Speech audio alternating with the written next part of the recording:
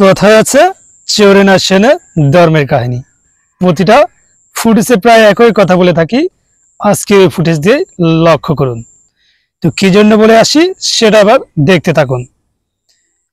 ফেরিওয়ালা প্রতিনিয়ত সকল জায়গায় লক্ষণীয়, প্রতিটা মুহূর্তে এবং প্রতিটা দিন সেখানে কেনাবেচা করতে আসে বিভিন্ন জায়গা থেকে, এবং সেগুলো কিনে থাকে আশা করি আমাদের আশেপাশে অনেক লোকজনই, বিশেষ করে বেডি মানুষ।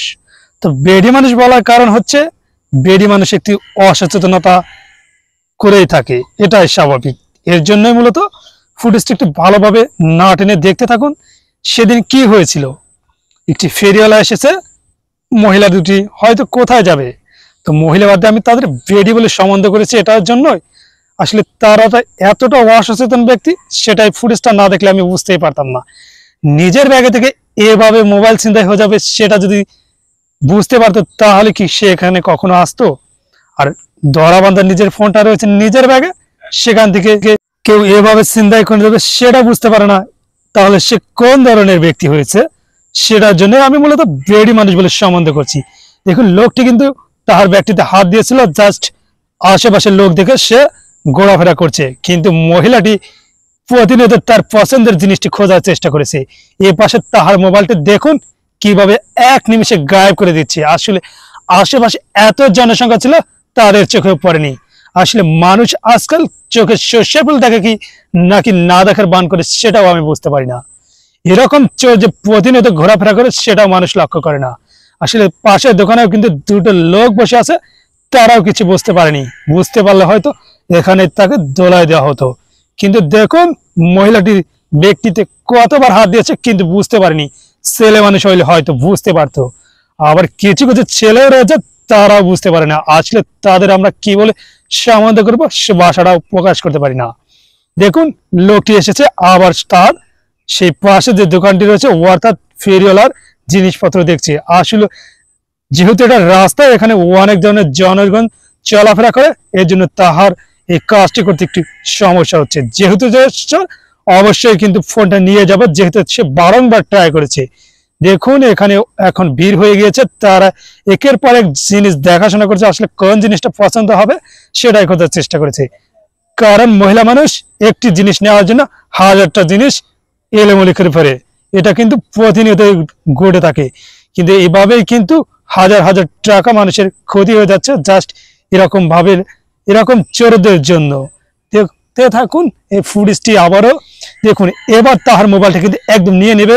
দেখুন ব্যাগটিতে কিভাবে হাত দিল, তাহার লক্ষ টাকার ডিভাইস জাস্ট এক নিমিষে পকেটে ফেলে নিল চোরটি। এবার চোরটি ঘোরাফেরা করছে, আসলে একটু ভালো ভুয়ান সাজার চেষ্টা করছে, কারণ সে যে চোর সেটা কিন্তু কিছুতে প্রকাশ পাবে না, এটাই তাহার মাধ্যমে প্রকাশ করার চেষ্টা করছে। কিন্তু এ পাশে তাহার যে কতটা ক্ষতি হয়ে গেল সেটা একটু ভালো করে লক্ষ্য করলেই বুঝতে পারবেন। দেখুন নিমিষের লোকটি চলে যাচ্ছে, কেউ কিন্তু কিছুই বুঝতে পারলো না, কিন্তু তাহারা কিন্তু তাহার পছন্দের জিনিসটি খুব সহজেই কেনার চেষ্টা করছে। কিন্তু কেউ কি বুঝতে পারেনি তাহার ফোনটা এত বারংবার নেওয়ার চেষ্টা করার পরেও বুঝতে পারলো না কেন, সেটাও কিন্তু ভাবার বিষয়।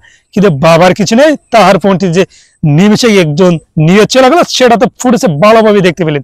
দেখুন বেডি মানুষ, এবার টাকা যদি দিতে হবে নিজের ব্যাগটা অবশ্যই খুলতে হবে, সেটার জন্য ব্যাগটি খুলে দেখে তাহার ডিভাইসটি নেই। আসলে ডিভাইসটা থাকবে কেন, তাহার ডিভাইসটিতে অনেক আগে একজন নিয়ে গেছে, সেটা ফুটেজে লক্ষ্য করেছেন। আসলে আপনারা যেখানে যান নিজের ডিভাইসটা হেফাজতে রাখবেন। আর ডিভাইসটা যদি চুরি হয়ে যায় সাথে সাথে আমি যেটা বলবো আপনাদের নিজের জিমেলটা লগ ইন করবেন আশেপাশে কারোর মোবাইলে। সেক্ষেত্রে আপনি আপনার মোবাইলটা খুব সহজে ট্র্যাক করতে পারবেন জিমেলে ফাইন্ড ডিভাইস অ্যাপস নামিয়ে। তো এটা করার জন্য সিম্পলি আমরা গুগল প্লে স্টোর থেকে একটি অ্যাপস ডাউনলোড করে নেব। তো দেখতে পাচ্ছেন মহিলাটি বারংবার বলার চেষ্টা করছে এখানে আমার মোবাইলটা ছিল, আসলে নীল ওকে সেটাও কেউ তো বলতে পারছে না। আসলে দেখুন তারা এখানে বলছে কেউ একজন ছিল, তাকে এখানে খোঁজাখুঁজি করছে। আসলে খোঁজাখুঁজি করে লাভ নেই, ডিভাইসটি নিয়ে তো অনেক আগে এখান থেকে পালিয়ে গিয়েছে। দেখুন বারংবার বলছে আমার এখান থেকে ঘোরাফেরা করছে একজন, দেখুন এ দেখিয়ে দিচ্ছে এদিকে গিয়েছে। আসলে লোকটি তো কোন দিকে গিয়েছে সেটা কিন্তু আমরা কিছুক্ষণ আগে টের পেয়েছি। তো আবারও বলছি নিজের ডিভাইসটা আপনারা যেখানে যান হেফাজতে রাখুন।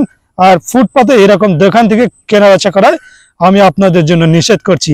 মার্কেটে যান, কম দাম পাবেন ঠিক আছে এখানে, কিন্তু এখানে ভালো জিনিস পাবেন, সেফটি পাবেন। ধন্যবাদ।